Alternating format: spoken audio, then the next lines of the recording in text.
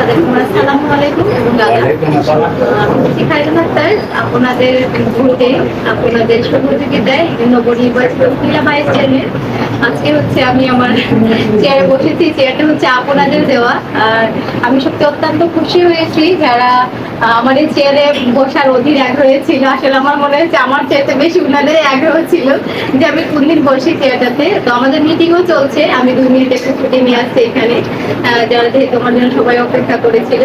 তো সবাই আমার জন্য দোয়া করবেন। আমি আসলে আপনাদের দেওয়া চেয়ারেই বসেছি। আপনারা যদি আমাকে সহযোগিতা না করতেন, আমার পাশে এসে না দাঁড়াতেন এবং আমাকে এত পরিমাণ ভোট দিয়ে সহযোগিতা না করাতেন, তাহলে আমি এই চেয়ারটা পেতাম না। আমি মনে করি এই চেয়ারটাতে আপনাদের সবার অধিকার আছে।